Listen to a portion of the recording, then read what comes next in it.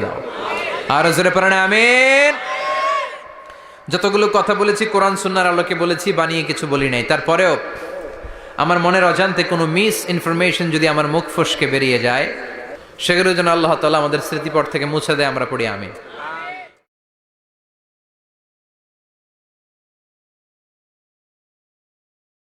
আমি আমার খুতবার শুরুতে সূরাতু আল কারিয়ার প্রথম 3টি আয়াত তেলাওয়াত করেছি।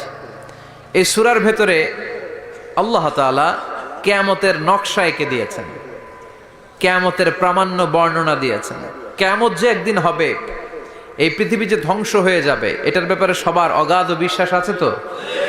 না সন্দেহ লাগে? সন্দেহ আছে কারো? এই পৃথিবী একদিন থাকবে না, ভেঙে চুরমার হয়ে যাবে, খান খান হয়ে যাবে, সব ম্যাসাকার হয়ে যাবে। আমি থাকবো না, আপনি থাকবেন না, আমরা কেউই থাকবো না, থাকবে একজন, তিনি কে? আল্লাহ। এটার নাম কিয়ামত, যেটার ব্যাপারে বিশ্বাস না থাকলে ইমানের ঘাটতি চলে আসবে, ঠিক কি না? তো সেই কিয়ামতের দিনটা কেমন হবে, কিয়ামতের দৃশ্যটা কিরকম হবে, এর নকশা খুব সংক্ষিপ্ত পরিসরে মাত্র 11টা আয়াতে আল্লাহ তুলে ধরেছেন। আপনি মনোযোগ দিয়ে কানগুলো খরগোশের মতো খাড়া করে যদি কথাগুলো শোনেন, আপনার মনে হবে আপনি এখানে বসে কিয়ামত চোখে লাইভ দেখতেছেন। লাইভ আল্লাহ এমন ভাবে বলেছে, সুবহানাল্লাহ পড়েন। তা আসুন আমরা সরাসরি কিয়ামতকে দেখে আসি। আসলে কিয়ামতটা কেমন বর্ণনা করছেন কে? আল্লাহ। সূরার নাম হচ্ছে সূরাতুল কারিয়া। কি নাম? আওয়াজ করে উত্তর দিতে হবে। সূরার নাম আল কারিয়া। চিৎকার মেরে বলেন, সূরার নাম কি? আল কারিয়া। এটা মাক্কি সূরা। কি সূরা? বিশ্বনবীর জীবনের 2টা পর্ব, একটা মাক্কি পর্ব আর একটা মাদানী পর্ব। এটা মাদানী পর্বে নাজিল হয়নি, এটা নাজিল হয়েছে মাক্কি পর্বে। এই সূরার আয়াত সংখ্যা 11। এটা কোরআনের 101 নম্বর সূরা। এটা আল কোরআন আল কারীমের 30তম পারায় অবস্থিত একটা সূরা। আমাদের অনেকেরই মাশাআল্লাহ মুখস্থ আছে, আছে না? ইমাম সাহেব নামাজে প্রায় পড়ে, অনেকেরই মুখস্থ। শুনতে শুনতে কবে যে মুখস্থ হয়েছে আমাদের নিজেরাও জানি না। সুবহানাল্লাহ পড়েন। কোরআনের ভেতরে খালি বরকত, এটার সাথে লাগলেই বরকত, মসজিদে গেলেই বরকত। মনের অজান্তে আমরা এই সূরাকে মুখস্থ করে ফেলেছি। কিন্তু এই সূরার ভেতরে যে আল্লাহ কোরআনের কিয়ামতের এত চমৎকার নকশা এঁকেছেন, এত প্রামাণ্য বর্ণনা দিয়েছেন, এটা আমরা অনেকে জানিই না। আসুন আমরা এই সূরার আলোকে দেখার চেষ্টা করি যে কিয়ামতটা কিরকম হবে। আল্লাহ একটা শব্দকে এই সূরা শুরুতে 3 বার উল্লেখ করে আমাদের দৃষ্টি আকর্ষণ করেছেন।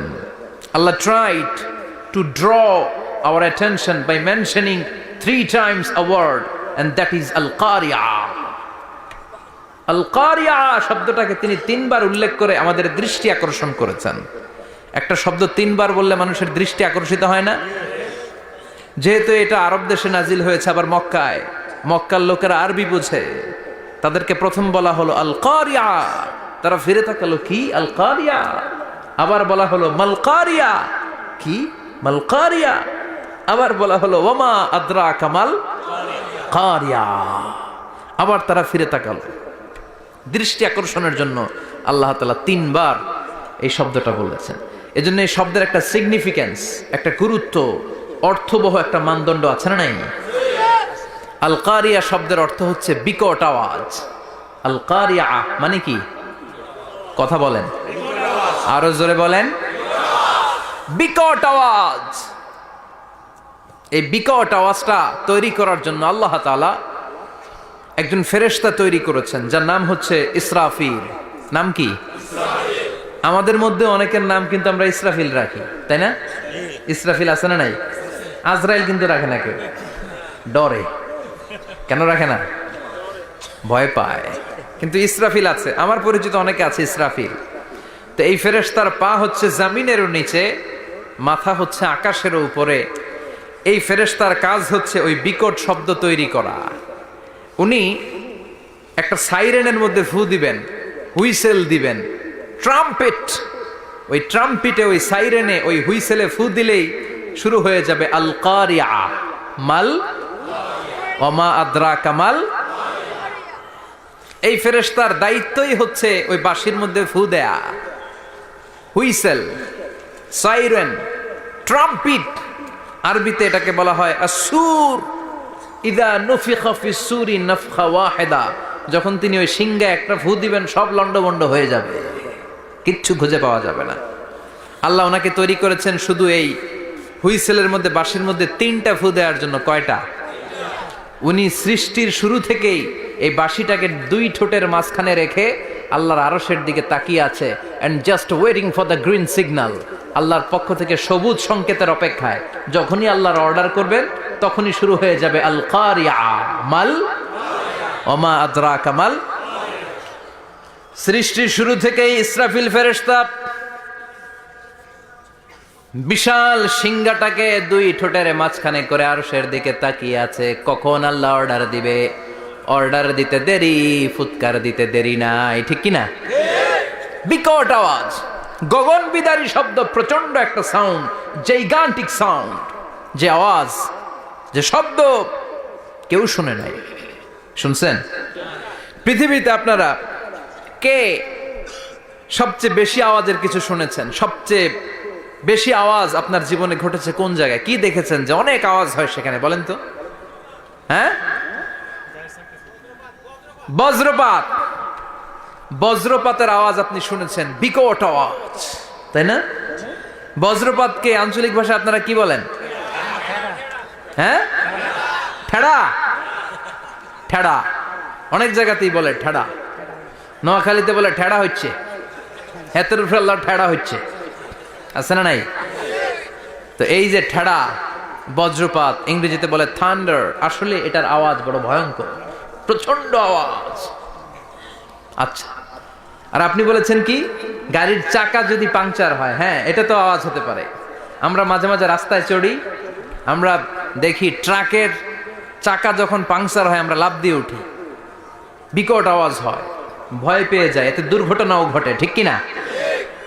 আচ্ছা, 1 নম্বরে পেলাম ঠেড়া, বজ্রপাত। 2 নম্বরে পেলাম ট্রাকের টায়ার পাংচার হলে। আর কে কি আওয়াজ শুনেছেন জীবনে? ভয়ঙ্কর আওয়াজ। কি করলে ভয়ঙ্কর আওয়াজ হয় বলেন? হ্যাঁ, কি করলে? ও, ট্রান্সফরমার, ইলেকট্রিক্যাল ট্রান্সফরমার যদি ব্রাস্ট হয়ে যায় আওয়াজ আছে না নাই? পাওয়া গেল আরেকটা। আর কি আওয়াজ আছে? ককটেল মারলে, গ্রেনেড হামলা, বোমা মারলে, সিলিন্ডার ব্রাস্ট হইলে। আর আছে? হ্যাঁ, হাই স্কুলে দপ্তরি যখন ঘন্টার মধ্যে বেল বাজায় আওয়াজ আছে না নাই? হাতুড়ি দিয়ে লোহার মধ্যে বাড়ি মারলে আওয়াজ আছে না নাই? এগুলো হচ্ছে আমাদের ক্যাপাসিটিতে, হিউম্যান ক্যাপাসিটিতে আমাদের দেখা সবচেয়ে বড় আওয়াজ। কিয়ামতের দিন যে হবে আল কারিয়া, এই আল কারিয়ার আওয়াজ কি এই আওয়াজগুলোর মতো? চিল্লায় বলেন, এই আওয়াজের মতো? এজন্য আল্লাহ বললেন আল কারিআতু মাল কারিআতু ওয়া মা আদরাকা মাল কারিয়া। সে আওয়াজটা ভয়ঙ্কর আওয়াজ। এটা বজ্রপাতের মতো না, এটা ট্রাকের টায়ার পাংচার হলে যে আওয়াজ হয় ওই আওয়াজের মতো না, গ্যাসের সিলিন্ডার ব্রাস্ট হয়ে গেলে যে আওয়াজ হয় ওই আওয়াজের মতো না, প্রাইমারি স্কুলে দপ্তরে যখন ছুটির ঘন্টা বাজায় ওই আওয়াজের মতো না। ওই আওয়াজটা এমন আওয়াজ, ওই আওয়াজ পৃথিবীর কেউ শোনে নাই। সেটার নাম হচ্ছে আল কারিয়া মাল ওমা আদরাকা মাল। বিকট আওয়াজ, বিকট ভয়ঙ্কর ট্রাম্পিট। এই সাইরেনে ফু দেয়া হবে, প্রথম ফু দেওয়ার সাথে সাথেই লন্ডভন্ড হয়ে যাবে। এই ইসরাফিলকে তৈরি করা হয়েছে শুধুমাত্র কেবলমাত্র 3টা ফু দেওয়ার জন্য। চিল্লায় বলতে হবে কয়টা? এই ফেরেশতার আর কোনো কাজ নাই। তার আর কোনো কাজ আছে? ঠিক যে মুহূর্তে, এখন আমার ঘড়িতে বাজে 9:50, রাত 9:50, ঠিক এই মুহূর্তে যখন আমরা তাফসীর শুনছি, ঠিক এই মুহূর্তেও ইসরাফিল ফেরেশতা তাকে 2 ঠোঁটের মধ্যে লাগিয়ে আল্লাহর আরশের দিকে তাকিয়ে আছে। ওই যে সৃষ্টি শুরু থেকে তাকিয়ে আছে, আজ অবধি তাকিয়ে আছে। যখনই গ্রিন সিগন্যাল আসবে মুহূর্তেই শুরু হয়ে যাবে আল কারিয়া মাল ওয়া মা আদরাকা মাল। আল্লাহ বললেন সে আওয়াজটা হবে বড্ড ভয়ঙ্কর। প্রথম ফুৎকার যখন দেয়া হবে এটারে বলে নাফখাতুল ফাজা। দুনিয়ার সব মানুষগুলো অবাক হয়ে যাবে, পুরো পৃথিবীটা কেঁপে উঠবে, পৃথিবীর বিল্ডিং গুলো দুমড়ে মুচড়ে পড়বে, পৃথিবীর বড় বড় যত পাহাড়গুলো আছে তুলার মতো বাতাসে পাহাড়গুলো ধুলিত হতে থাকবে। আল্লাহু আকবার। আল্লাহ বললেন ইয়াউমা ইয়াকুনুন নাসু কাল ফারাশিল মাবথুস ওয়া তাকুনুল জিবালু কাল আহিনিল মানফুশ। সেদিন মানুষগুলো বিক্ষিপ্ত পতঙ্গের মতো নিক্ষিপ্ত হবে যখন আল কারিয়া এই বিকট আওয়াজটা হবে। শুনতেছেন? মনোযোগ আছে? কথা বুঝতে সমস্যা হচ্ছে না তো? তিনটা ফুৎকার। কয়টা? প্রথম ফুৎকার দেওয়ার সাথে সাথে মানুষগুলো বিক্ষিপ্ত পতঙ্গের মতো নিক্ষিপ্ত হবে। এই যে আরামসে বসে আছি, তখন আর বসে থাকা যাবে না। কে ধাক্কা খেয়ে কই চলে যাব টেরই পাওয়া যাবে না। আমরা এই যে বসে আছি এর কারণ হচ্ছে গ্র্যাভিটেশনাল একটা ল আছে, পাওয়ার। এটার বাংলায় বলে মাধ্যাকর্ষণ শক্তি। কি শক্তি? কথা বলেন। কে আবিষ্কার করছে এটা? হ্যাঁ, কে? বিজ্ঞানের নিউটন, আইজাক নিউটন আবিষ্কার করেছে। আপেলকে সে নিচে পড়তে দেখে গবেষণা করে পেয়েছে গ্র্যাভিটেশনাল পাওয়ার। ওইটা থাকার কারণে পৃথিবীর সেন্টার সবকিছুকে নিচের দিকে টানে, নিজের দিকে টানে, ফলে আমরা বসে আছি। কিন্তু এই মাধ্যাকর্ষণ শক্তির বাইরে যদি আমরা আকাশে উঠে যাই, আর কিন্তু কোনো টানাটানি নাই, আপনি শূন্যে ভেসে থাকবেন। নভোচারীরা মহাশূন্যে যে ভেসে থাকে, কিয়ামতের এই ধাক্কার ভাইব্রেশন যখন শুরু হয়ে যাবে, পুরো পৃথিবীটা মুহূর্তের মধ্যে কেঁপে উঠবে। এমন কম্পন, এমন আওয়াজ পৃথিবীবাসী আর আগে আর শোনে নাই। একটা ধাক্কার চোটে মানুষগুলো ছিটকে কে যেন কই পড়ে যাবে, কেউ টের পাবে না। কে কই চলে গেছে হিসাব নাই। সব থাকবে ওই টাইমে। সব থাকবে না? কেউ থাকবে টয়লেটে, কেউ থাকবে ঘুমে, কেউ থাকবে বাজারে। আপনাদের নিমসার বাজার তো থাকবে তখন, না থাকবে? কই যে লন্ডভন্ড হয়ে যাবে হিসাব নাই। কে যে কোথায় ছিটকে পড়বো আমরা জানি না। বিক্ষিপ্ত পতঙ্গের মতো আমরা নিক্ষিপ্ত হব। শীতকালে আমার দেশের ছেলেরা রাত্রেবেলা ব্যাডমিন্টন খেলে, র্যাকেট খেলে না? নিমসারে বোধহয় খেলে টেলে না? খেলে তো। ওরা বাঁশ গেড়ে দেয় ক্ষেতের মাঝখানে। কি গাড়ে? এরপরে বাঁশের মধ্যে লাগায় কি?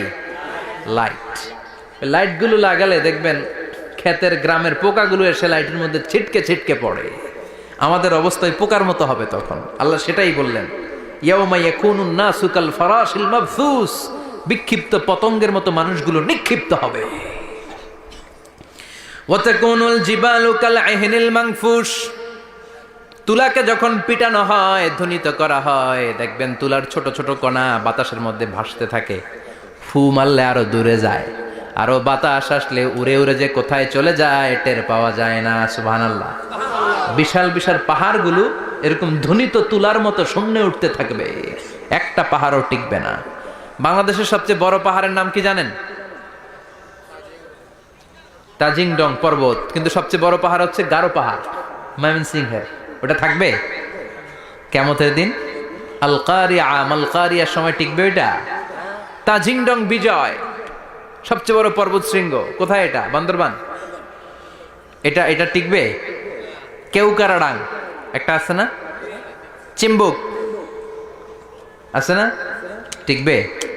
টিকবে না। পৃথিবীর সবচেয়ে বড় পাহাড় মাউন্ট এভারেস্ট নেপালে 29,035 ফিট উঁচু, টিকবে? ইউরোপের সবচেয়ে বড় পাহাড় আল্পস পর্বতমালা, টিকবে না। আমেরিকার সবচেয়ে বড় পাহাড় আলাস্কা পর্বতমালা, টিকবে না। আরব বিশ্বে বিশাল একটা মাউন্টেন রেঞ্জ আছে, ওইটার নাম তুর পাহাড়, ওইটাও টিকবে না। একটা পাহাড়ও থাকবে না। পাহাড়গুলো ভেঙে দুমড়ে মুচড়ে তুলার মতো ধ্বনিত হতে থাকবে। চিৎকার করে পড়েন আল্লাহু আকবার। এই যে 5 তলা, 7 তলা, 10 তলা দেদারসে টাওয়ার উঠতে শুরু করেছে, বিল্ডিং বাড়তে শুরু করেছে। কিয়ামত যখন শুরু হবে, আল কারিয়া যখন শুরু হয়ে যাবে, রব্বুল আলামিন পুরো পৃথিবীটারে ধরে একটা ঝাঁকুনি মারবে। ওই ঝাঁকুনির চুটে 8 তলা 10 তলা বিল্ডিং গুলো টিকবে নাকি? 30 তলা 50 তলা হলে তো আর ভাঙবে না। বুর্জ আল খলিফা ভাঙবে না। দুবাইয়ের বুর্জ আল খলিফা সবচেয়ে উঁচু টাওয়ার এটা। কিংডম টাওয়ার, এটা নাকি আরো উঁচু হবে, 1000 মিটার উঁচু হবে। তাইপেডাং 101, মালয়েশিয়ার Petronas twin tower, Shanghai tower, Kaaba ঘরের পাশে বুর্জ আল খলিফা, যেটারে সবাই বলে জমজম টাওয়ার, টিকবে? কথা বলেন, টিকবে? আল্লাহ বললেন ইযা জুলজিলাতিল আরদু জিলজালাহা وأخرجت الأرض أثقالها إذا رجت الأرض رجا وبست الجبال بسا সেদিন পৃথিবীটারে কাঁপিয়ে দেয়া হবে, পুরো পৃথিবী নড়ে চড়ে উঠবে, টাওয়ারগুলো ভেঙে খান খান, পাহাড়গুলো ভেঙে দুমড়ে মুচড়ে যাবে, মানুষগুলো বিক্ষিপ্ত পতঙ্গের মতো নিক্ষিপ্ত হবে, সাগরের পানির মাঝখানে দাউ দাউ দাউ দাউ দাউ দাউ করে আগুন জ্বলতে শুরু করে দিবে। আল্লাহু আকবার। নকশাকে দিছেন আল্লাহ, নকশাকে দিছে না? সুবহানাল্লাহ পড়েন। আবার আল্লাহ বললেন ফাইদা বারিকাল বাসারু ওয়া খাসাফাল কামারু ওয়া জুমিআশ শামসু ওয়াল কামারু ইয়াকুলুল ইনসানু আইনাল মাফার। সেদিন মানুষের চোখ হবে ছানা বড়া, চন্দ্র সূর্যে কোনো আলো থাকবে না, মানুষগুলো দিক বিদিক পাগলের মতো দৌড়াবে, সবার মুখে এক কথা, পালাবো কই? পালানোর জায়গা আছে নাকি শুধু বাংলাদেশের এই সাইডটাতেই কিয়ামত হবে? সৌদিতে আর হবে না? হ্যাঁ, আমেরিকায়? আমেরিকায় কেমনে হবে? ওদিক তো ডোনাল্ড ট্রাম্প থাকে। হ্যাঁ, আমেরিকাতেও হবে, জাপানে হবে, ইন্ডিয়াতে হবে, গোটা বিশ্বে একসাথে কাপাকাপি আর এই ধ্বংসলীলা শুরু হয়ে যাবে। চিৎকার করে বলেন ঠিক কিনা? আল্লাহ বলেন ইয়াউমা নাতউইস সামা কাতাইয়িস সিজিল লিল কুতুব। আকাশ আর আকাশ থাকবে না, কাগজ যেমনি আমরা এরকম ফোল্ড করে ফেলি, ভাঁজ করে ফেলি, মন চাইলে কাগজকে যেমনি আমরা এরকম হাতের মধ্যে গুটিয়ে নেই, সেদিন আকাশটারে হাতের মধ্যে গুটিয়ে নিবে কে? মানুষগুলো পাগলের মতো দৌড়াবে, কেউ থাকবে টয়লেটে, কেউ হসপিটালে, কেউ মাজারে, কেউ বাজারে, যে যেখানে থাক, শুরু হয়ে যাবে কিয়ামতের এই ভয়াবহ দৃশ্য। দুধের বাচ্চাকে রেখে দিয়ে মা দৌড়ে পালাবে। দুধের বাচ্চা রেখে মা কোথাও যায়? কলিজার টুকরা এটা, দুধের বাচ্চা, এটারে ফেলে মা কোথাও যায় না। কিন্তু কিয়ামতের এই ঝাঁকুনির দৃশ্য দেখে আল কারিয়া মাল ওয়া মা আদরাকা মাল, এই দৃশ্য দেখে দুধের বাচ্চারে রেখে মা দিবে দৌড়। অনেক গর্ভবতী মহিলা থাকবে এই কিয়ামতের সময়ে, যাদের পেটের ভেতরে 2 মাসের বাচ্চা, 3 মাসের বাচ্চা, অপরিপক্ক অপরিণত, বাচ্চাটা এখনো বড় হয় নাই, কোনো বাচ্চার হাত পা এখনো হয় নাই। কিয়ামতের এই ভয়ঙ্কর দৃশ্যটা দেখে জায়গার মধ্যে 3 মাসের অপরিণত বাচ্চাটা ডেলিভারি হয়ে যাবে। আল কারিয়া মাল কারিয়া ওয়া মা আদরাকা মাল। পৃথিবীর যখন এইরকম দৃশ্য, আল্লাহ তাআলা ইসরাফিলকে বলবেন, ইসরাফিল তোর তো 3টা ফুৎকার দেওয়ার দায়িত্ব ছিল, দিয়েছে কয়টা? চিল্লায় বলেন কয়টা? এবার আল্লাহ বলবেন এবার দ্বিতীয় ফুৎকার দে। কয় নাম্বার ফু দিবে? ওই ফু দেওয়ার সাথে সাথে ইসরাফিল প্রথম ফুৎকার দিয়ে জায়গা মতো এরকমই দাঁড়ায় থাকবে, আবার যখন গ্রিন সিগন্যাল পাবে মুহূর্তের মধ্যে আরেকটা ফু দিয়ে দিবে। ফু দেওয়ার সাথে সাথে পৃথিবীর সব মানুষগুলো মরে শেষ। কেউ থাকবে? থাকতে পারবো আমরা? থাকার জন্য আসছি। একদিন মাটির ভেতরে হবে ঘরে মন আমার, কেন বান্ধ দালান ঘর, প্রাণ পাখি উড়ে যাবে পিঞ্জর ছেড়ে, ধরা ধামে সবই রবে তুমি যাবে চলে, বন্ধু বান্ধব যত মাতা পিতা দ্বারা সুত সবই হবে তোমার পরে মন আমার, কেন বান্ধ দালান ঘর, একদিন মাটির ভেতরে হবে ঘরে মন আমার, কেন বান্ধ দালান ঘর। ঠিক কিনা? এই গানের কথামালাটা খুব সুন্দর না? আখিরাতের রিমাইন্ডার আমাদেরকে দেয়। এই যে দুনিয়া দুনিয়া, টাকা পয়সা আরো লাগবে, আরো কামাবো, এটাতে আমার হবে না, আরো চাই আরো চাই। এই প্রতিযোগিতা, এই কম্পিটিশন, ওর 5 তলা আমার লাগবে 7 তলা, ওর আছে 20 লাখ আমার লাগবে 30 লাখ, প্রতিযোগিতা আছে না নাই? এগুলো আমাদেরকে পাগল বানিয়ে দিয়েছে, মোহাচ্ছন্ন করে ফেলেছে। পৃথিবীটা আসলে একটা মরীচিকা, ধোঁকা, লোভ লালসা আজ আছে কাল নাই। 2 নাম্বার ফুৎকার দেওয়ার সাথে সাথে পৃথিবীর সব শেষ। মালাকুল মাউত পৃথিবীর সব মানুষের রূহ কবজ করবে। আল্লাহ বলবেন, মালাকুল মাউত আখবিরনি মাইয়াবকা, আমাকে বল আর কে আছে। মালাকুল মাউত বলবে, পৃথিবীর সব মানুষের রূহ কবজ করে শেষ, কেউ নাই। মানুষবিহীন পৃথিবী, মানুষের কোলাহলে পৃথিবীটা মুখরিত থাকতো এতদিন। গোটা পৃথিবীব্যাপী মানুষের কোলাহল, ওই যে সাইয়েদনা আদম থেকে শুরু হয়েছে, আর থামে নাই। মানুষ আর মানুষ, মানুষ আর মানুষ, মানুষ আর মানুষ, সব মানুষ শেষ। আল্লাহ আশরাফুল মাখলুকাত একটারেও রাখি নাই, সব শেষ। শুধু আছে জিন জাতি। আল্লাহ বলবেন, যাও এবার জিন জাতি ধরো, জিনদের রুহু কবজ করো। মালাকুল মাউত কিন্তু জিনদের রুহু কবজ করে। ওমা খলাকতুল জিন্না ওয়াল ইনসা ইল্লা লিয়াবুদুন। জিন জাতি আর মানব জাতি, এই দুই জাতিকে আল্লাহ তাআলা তৈরি করেছে কার ইবাদতের জন্য? আমরা যেমনি নামাজ পড়ি, জিনেরাও নামাজ পড়ে। আমরা যেমনি রমাদানের রোজা রাখি, জিনেরাও রমাদানের ফরজ রোজা রাখতে হয়। আমরা যেমনি হজ করি, জিনেরাও হজ করে। আমরা যেমনি আরাফার দিনে কাঁদতে কাঁদতে আল্লাহর কাছে দোয়া করি, আল্লাহ লাব্বাইক করে, জিনেরাও পড়ে। আমরা দেখি না, এদের দেখা যায়? দেখা যায় না। জিসমুন নারিয়ুন, আগুনের তৈরি ওদের দেহ। ইয়াতাশাক্কালু বিআশকালিন মুখতালিফা, বিভিন্ন কালার ধারণ করতে পারে, বিভিন্ন রং ধারণ করতে পারে। জিনের সংজ্ঞা হচ্ছে জিসমুন নারিয়ুন ইয়াতাশাক্কালু বিআশকালিন মুখতালিফা, আগুনের তৈরি এক সৃষ্টি। বিভিন্ন সূরত তারা নিতে পারে, মানুষের সূরত নিতে পারে, প্রাণীর সূরত নিতে পারে, ঠিক কি না? মালাকুল মাউত জিন জাতি হত্যা করতে শুরু করবেন, রূহ কবজ করবেন। করতে করতে সব শেষ। খারাপ জিনদের সর্দার হলো ইবলিস। সব জিনদেরকে মারতে যত কষ্ট দেয়া হয়েছে, সবচেয়ে বেশি কষ্ট দিয়ে ইবলিসের রূহ কবজ করে ফেলা হবে। ইবলিস আর নাই, মানুষও নাই, জিনও নাই, পশু পাখি কিচ্ছু নাই। আল্লাহ বলবেন, ইয়া মালাকাল মাউত আখবিরনি মাইয়াবকা, অনেক দায়িত্ব পালন করেছিস তুই। মানুষ মারলি, জিন মারলি, মৎস্যকুল মারলি, পাখি মারলি, সব মারলি, এবার আর কে বেঁচে আছে বল। মালাকুল মাউত বলবে, আল্লাহ আর কেউ নাই, খালি ফেরেশতারা আছে। কারা আছে? মালাইকা। আল্লাহ বলবে, যা এবার ফেরেশতাদের গোষ্ঠী শেষ কর। মালাকুল মাউত একটার পর একটা ফেরেশতার রূহ কবজ করবে, একটার পর একটা, একটার পর একটা, করতে করতে সব ফেরেশতা। ফেরেশতাদের সংজ্ঞা হচ্ছে জিসমুন নূরিয়ুন ইয়াতাশাক্কালু বিআশকালিন মুখতালিফা, আলোর তৈরি, নূরের তৈরি একটা দেহ, চাইলে বিভিন্ন সূরত ধারণ করতে পারে। জিন আর ফেরেশতার পার্থক্য বুঝেছেন? জিন কিসের তৈরি? আগুন, জিসমুন নারিয়ুন। আর ফেরেশতা হচ্ছে জিসমুন নূরিয়ুন, নূর দিয়ে তৈরি। একের পর এক ফেরেশতা সবার করা হবে। এবার আল্লাহ বলবেন, ইয়া মালাকাল মাউত আখবিরনি মাইয়াবকা, আর কে কে বেঁচে আছে বল। মালাকুল মাউত বলবে, মাবুদ কেউ নাই, মানুষ নাই, জিন নাই, ফেরেশতাও নাই, শুধু আমার 3 জন কলিগ বাকি। কয়জন? জোরে বলেন, কয়জন?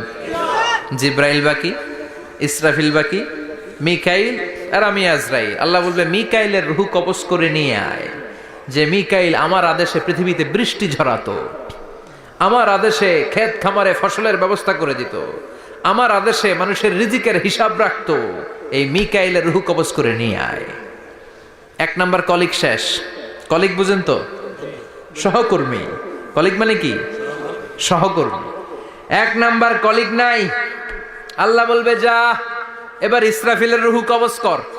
ইসরাফিল ফেরেশতা তখনও আল্লাহর আরশের দিকে ঠোঁটের মাঝখানে বিশাল সিংহটা নিয়ে তাকিয়ে আছে। ওই মুহূর্তে মালাকুল মাউত যে সালাম দিয়ে রূহটা কবজ করে ফেলবে। ইসরাফিলও নাই, ইসরাফিলও নাই।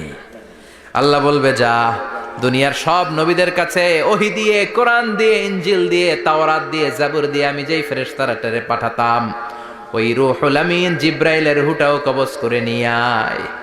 জিব্রাইলের রূহ কবজ হয়ে যাবে। এবার 3 জন কলিগই শেষ। আছে কেউ? আছে? এবার আল্লাহ বলবে, ইয়া মালাকাল মাউত, হে মৃত্যুর ফেরেশতা, আখবিরনি মাইয়াবকা, মহাবিশ্বে আর কে কে আছে বল। আজরাইল বলবে, কেউ নাই, মানুষ নাই, জিন নাই, ফেরেশতা নাই, আমার কলিগরাও নাই, আমি বড় একা। এখন আমি একা হয়ে গেছি। আল্লাহ, আছি শুধু আমি। মালাকুল মাউত তোমার হুকুমের গোলাম, আর আনতাল হাইয়ুল কাইয়ুম তুমি শাশ্বত চিরঞ্জীব, তুমি তো মরবা না, আমি আছি আল্লাহ। ভাবছে উনিও থাকবে, উনি আর আল্লাহ থাকবে। আল্লাহ বলবে মালাকুল মাউত এবার তুই মর, এবার তুই মর। এই কথা শুনে মালাকুল মাউতের খিচুনি উঠে যাবে, আজীবন মারছে আজকে মরবে, খিচুনি উঠে যাবে, জ্বর এসে যাবে, কাঁপুনি ছুটে যাবে, কাঁপতে থাকবে। আল্লাহ বলবেন কাঁপাকাঁপি করে লাভ নাই, মর। মালাকুল মাউত বলবে মাবুদ এইটা আবার কেমন কথা, সবাই রে আমি মারলাম, আমি মরুম কেন? আমি না মারছি, আমি না মেরেছি, আমি মরবো কেন? আল্লাহ বলবেন কথা নাই, মর। ও আল্লাহ আমি কেন মরবো?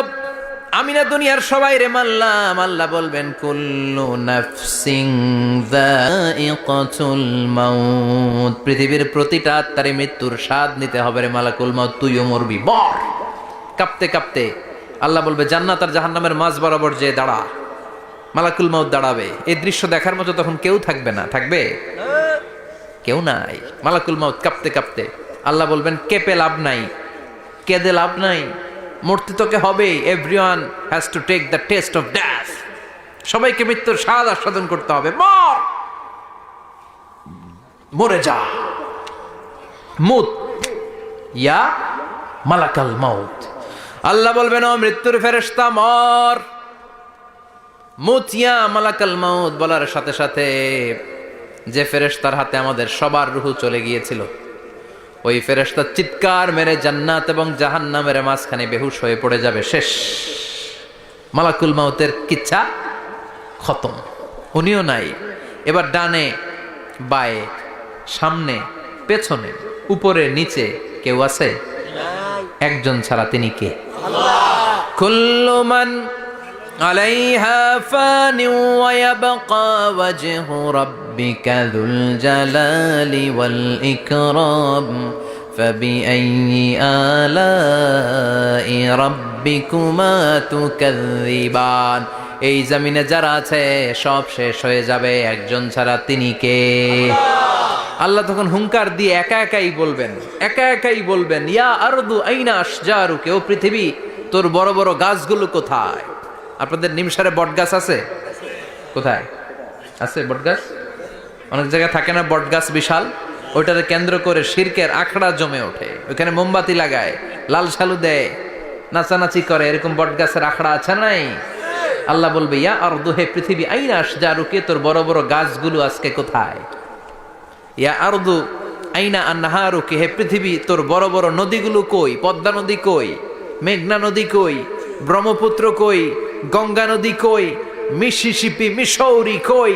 নীল নদ কোথায়? আমাজন কোথায়? ৬,৬৯৫ কিলোমিটার লম্বা, উগান্ডার ভিক্টোরিয়ার কাম্পালা থেকে এর অববাহিকা শুরু। পৃথিবীর সবচেয়ে বড় যে নদীটা নীল নদ, মিশরে এই নদটা ছিল, আমি দেখেছি, ঘুরেছি এর উপর দিয়ে অনেক। 5 বছরের নীল নদের পানি আমি খেয়েছি। মিশরের নীল নদ ছাড়া কোনো মিঠা পানির উৎস নাই। এজন্য প্রাচীন ঐতিহাসিক, ওনার নাম হিরোডোটাস, উনি বলেছিলেন Egypt is the gift of Nile, মিশর হচ্ছে নীল নদের দান। নীল নদ না থাকলে মিশরে কেউ থাকতো না। আল্লাহু আকবার পড়েন। 2টা নদী সিদরাতুল মুনতাহা থেকে জান্নাতের কানেকশন নিয়ে পৃথিবীতে এসেছে। একটা হচ্ছে ইরাকের দজলা ফোরাত, ফোরাত নদী, আর একটা হচ্ছে মিশরের নীল নদী।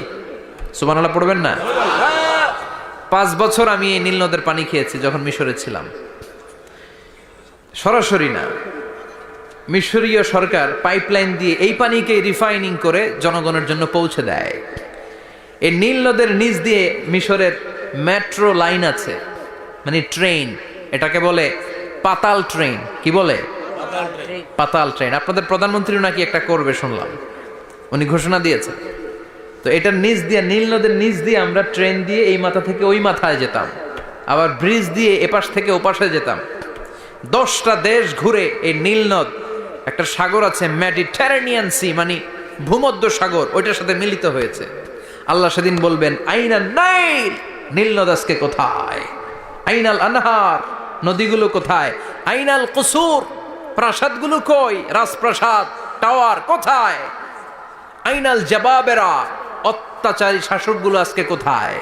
যারা ক্ষমতার চেয়ার পেলে আর নামতে চায় না, এই ডাকাতগুলো আজকে কোথায়? আল্লাহ বলবে আইনাল জাবাবেরা, ফেরাউন কোথায়, নমরুদ কোথায়?